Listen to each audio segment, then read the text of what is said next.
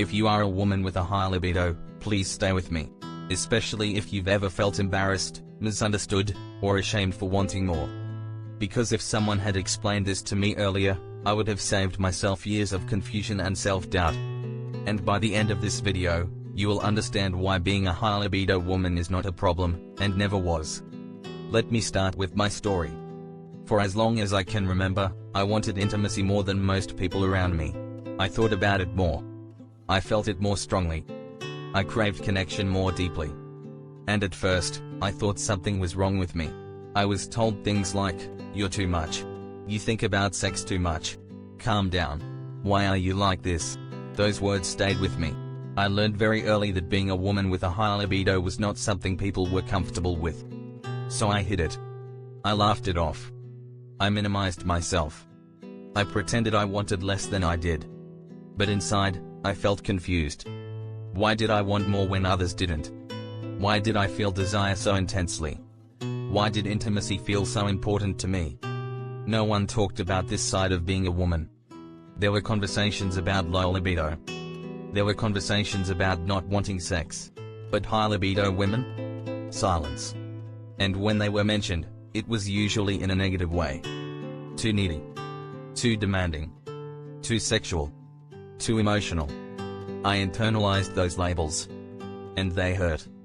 For a long time, I thought my desire made me weak. I thought it meant I lacked control. I thought it meant I was less respectable. But the truth was something very different. And discovering that truth changed how I saw myself completely. Here's what no one tells you: high libido in women is not about sex. It's about sensitivity, energy, and connection. My desire was not random. It was not shallow. It was not excessive. It was part of how my nervous system worked. I felt things deeply. Touch affected me strongly. Emotional closeness fueled my desire. Connection amplified everything. And instead of understanding this, I learned to suppress it. Suppressing desire doesn't make it disappear. It turns it into frustration, shame, or anxiety. I remember being in relationships where my desire was treated like a burden. I was told, "You want too much. Why can't you just relax? Why is this such a big deal to you?" And each time, I felt smaller. I started questioning myself. Maybe I was wrong. Maybe I was asking for too much. Maybe my needs were unreasonable. But deep down, I felt something wasn't right. Because my desire wasn't just physical. It was emotional. I didn't just want sex, I wanted closeness. Presence. Being seen. Being chosen. And when that wasn't there, my desire became painful instead of joyful. This is something many high libido women experience. When desire is not met with understanding, it turns into loneliness. And loneliness is heavy. What changed everything for me was learning this one thing: high libido women often have highly responsive nervous systems. That means, we feel stimulation more strongly, we respond deeply to touch and emotion, we crave connection because connection regulates us. This is not a flaw. It is wiring. And once I understood that, I stopped feeling ashamed. I wasn't broken. I wasn't too much. I was wired for connection. Another thing no one explains is how society treats female desire. Men with high libido are often praised. Women with high libido are often judged. That double standard does real damage. It teaches women to silence their bodies. And when you silence your body long enough, confusion sets in. I spent years trying to fit into someone else's comfort level instead of honoring my own. And that cost me emotionally. I became anxious. I felt rejected even when I wasn't. I doubted my worth. Not because my desire was wrong, but because it wasn't understood. And if you are a high libido woman watching this right now, I want you to hear this clearly: your desire is not a problem to be fixed. It is information about how you connect to the world. Once I stopped fighting myself, things began to change. I started learning about nervous systems. I started learning about attachment. I started learning how desire and emotion are connected. And suddenly, my experience made sense. High libido women often need emotional safety, presence, consistency, reassurance, not because we are weak, but because connection fuels us. And when that connection is present, desire feels beautiful instead of painful. In the next part of this video, I'm going to explain Why high libido women are often mislabeled, how emotional neglect affects desire, why matching energy matters more than matching libido, and how to stop feeling ashamed of wanting more. Please stay with me, because understanding this can completely change how you see yourself. Right pointing finger emoji. Click the link below to visit our website for more information and helpful resources. After I finally stopped trying to silence myself, I began to notice something important. My desire wasn't constant in every situation. It changed depending on how safe I felt. When I felt emotionally close, my desire felt joyful and natural. When I felt ignored, dismissed, or misunderstood, my desire turned into frustration and pain. This helped me understand something powerful: high libido is not about wanting sex all the time. It's about how deeply connection affects you. For a long time, I thought my desire meant I was needy. But I wasn't needy. I was responsive. My body responded strongly to closeness, affection, attention, and presence. When those things were missing, my desire didn't disappear, it intensified in a painful way. That's when high libido starts to feel like a burden instead of a gift. Another thing I had to learn was how often high libido women are misunderstood in relationships. People assume we want sex for physical reasons. But for many of us, desire is emotional first. We don't just want touch. We want to feel chosen. We want to feel wanted. We want to feel connected. When that emotional connection is missing, our bodies feel unsettled. And when our needs are dismissed, shame grows. I remember times when I questioned myself deeply. I asked, why can't I just want less? Why can't I be okay with less intimacy? Why does this matter so much to me?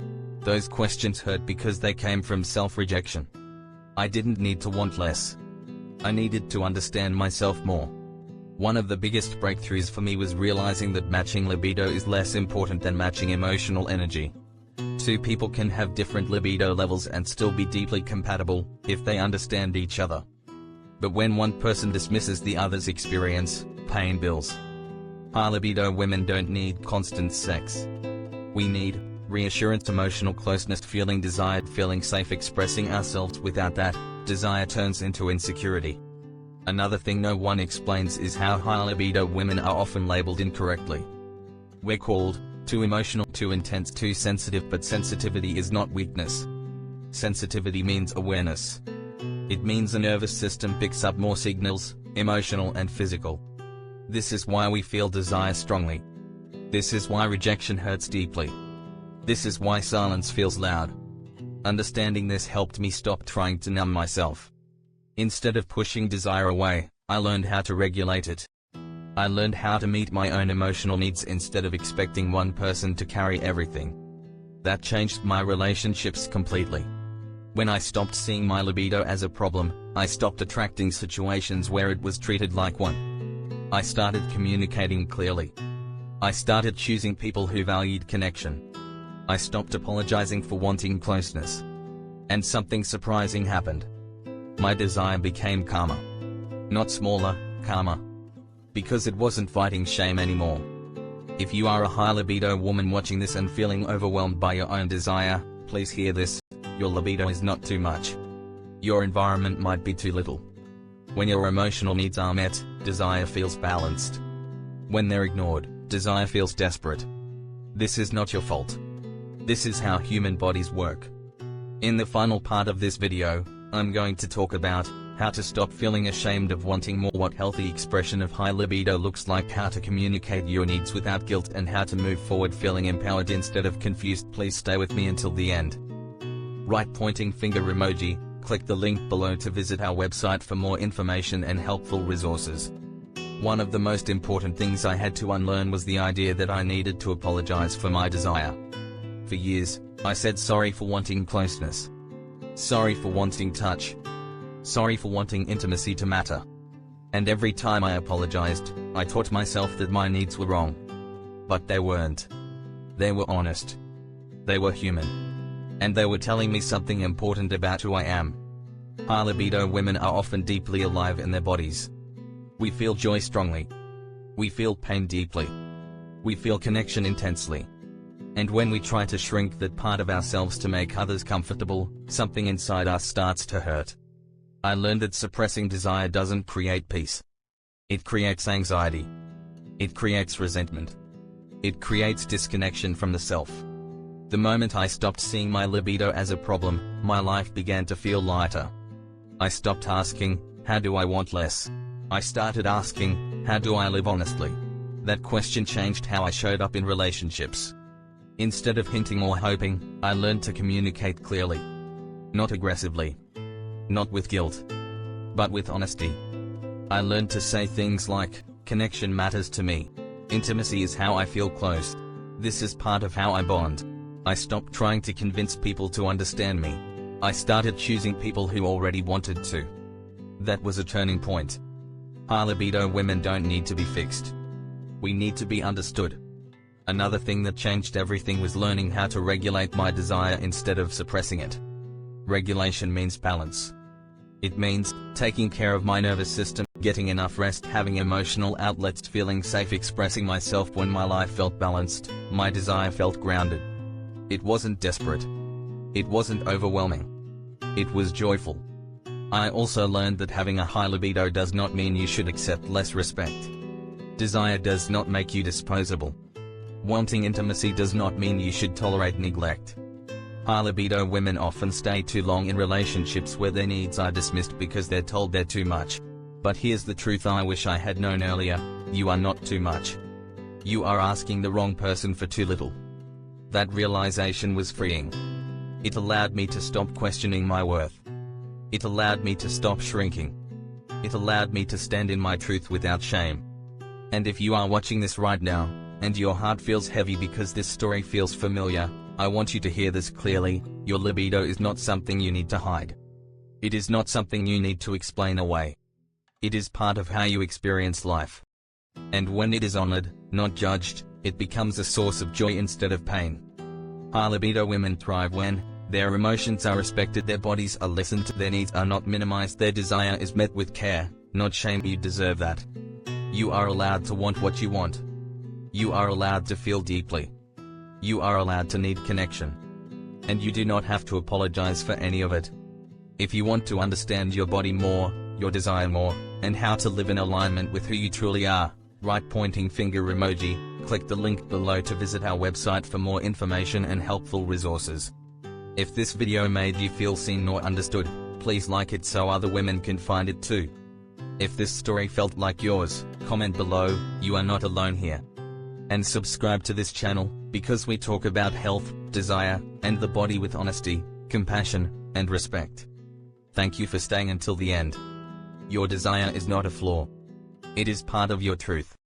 And your truth deserves to be honored.